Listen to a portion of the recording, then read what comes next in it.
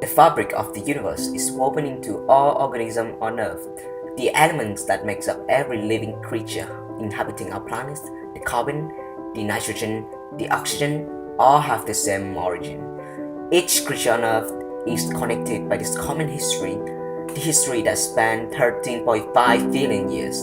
Over the past 4.5 billion years, Earth has been a tiny speck in our universe, giving birth to billions and billions of wondrous life forms, each with its own amazing story and place in time. This shared history may be what drives us to understand our origin and life creation, from a primordial soup of simple molecules to the complex assortment of organisms that we can find on our planet today. Essential to our evolution was an atmosphere conductive with carbon-based life forms, liquid water, and biochemical reaction, a terrestrial surface that helped to organize complex community and drive us to thrive as species, populations, and fully functional ecosystems. They are very important to our life. First of all, the food chain is an example of a useful part of the ecosystem. Encyclopedia explained that plants use sunlight, water, and elements in soil and air to create food for themselves.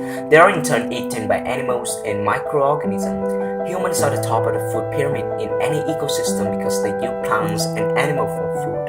Earthworms and small insects like bees pollinating plants are all part of the environment, without whom the food chain would be broken.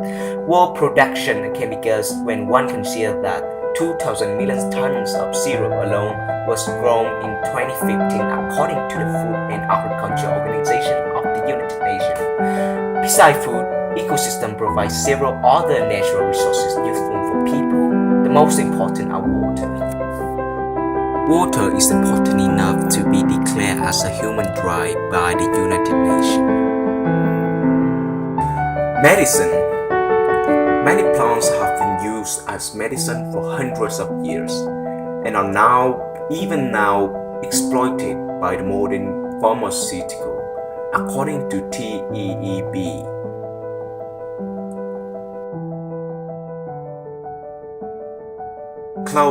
Clothes are produced from plants like wood, palm, cotton, hemp, or animal products like silk, wool, leather, as listed by the natural fabric.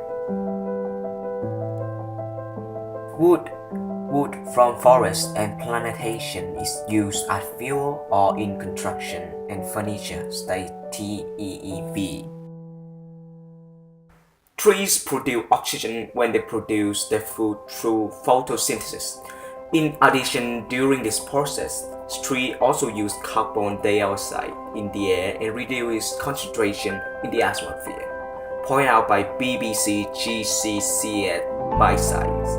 This process regulates and maintains the carbon cycle. This is the reason cutting trees led to global warming. Trees can also remove pollutants in the air.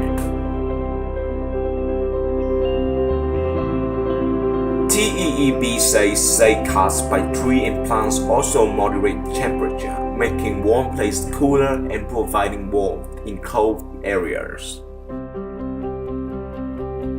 Natural ecosystems that are undisturbed can moderate severe events and limit the damage. For example, swarms on coast can slow water flow and hold water from sea storm and prevent flooding and its associated destruction of habitats and human settlements. But sometimes we forget our obligation to Earth climate change. We forget about our connection to the other organisms that also call Earth home. And this has led us to where we are today, facing a number of environmental challenges that we are just now beginning to understand. Some of the choices that we have made largely over the past 200 years have had profound impacts on Earth's environment, and our actions have resulted in dramatic changes to the well-being of our planet and the other organisms living on Earth. Examples include the use of fossil fuels, the mining and process of metal ores, the advent of mass production, the generation of hazardous waste that contaminate surface and groundwater, and introduction of harmful materials into the atmosphere.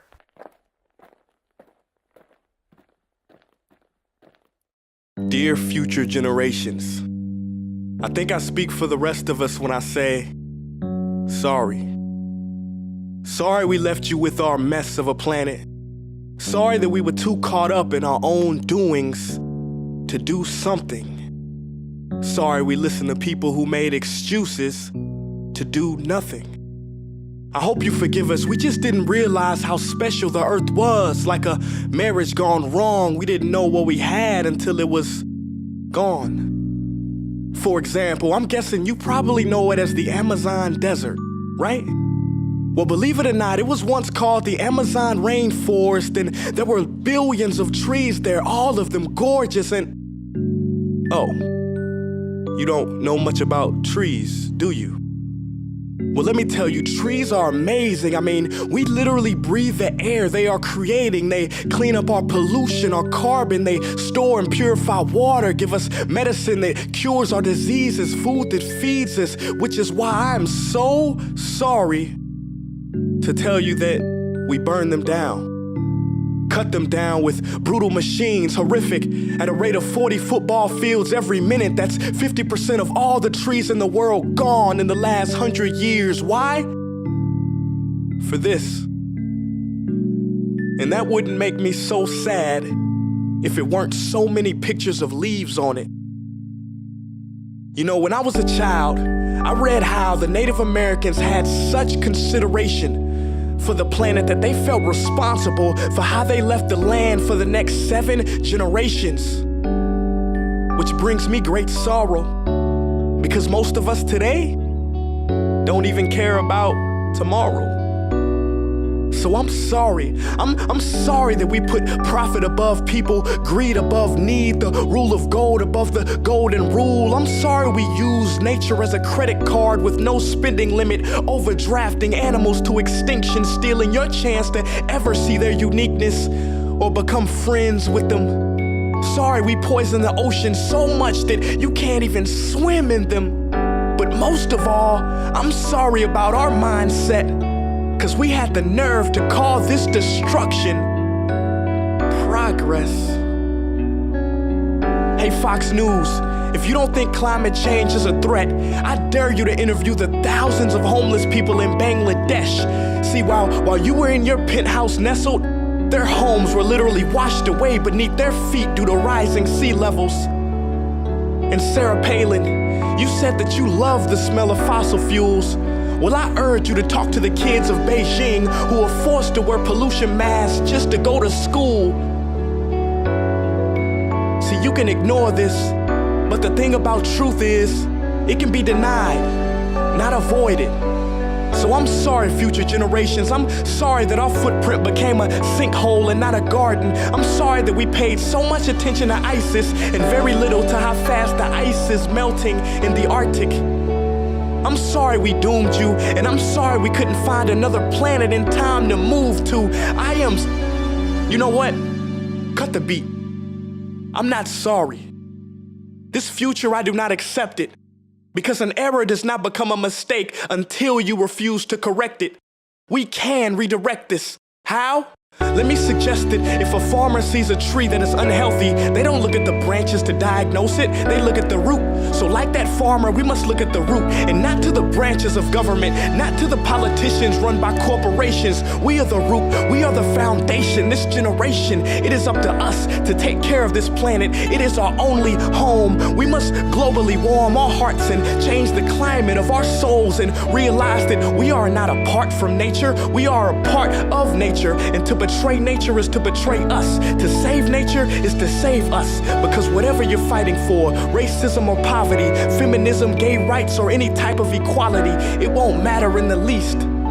Because if we don't all work together to save the environment, we will be equally extinct. Sorry.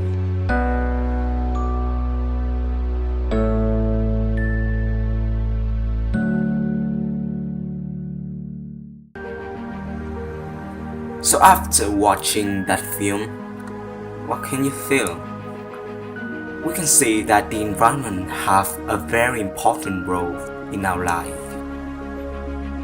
Everything that belongs to human beings are directly or indirectly produced from nature.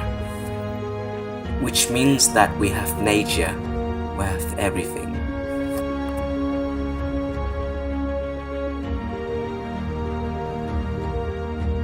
So if we don't know how to protect the environment, it won't affect to the environment but also affect to the world economy and people health.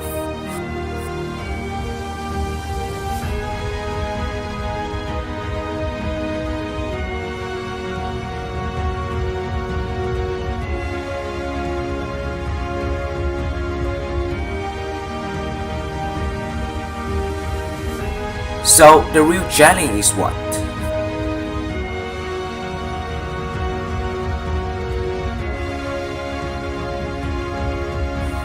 The real challenge is to get enough people to have a dramatically effect on the environment in order to save it.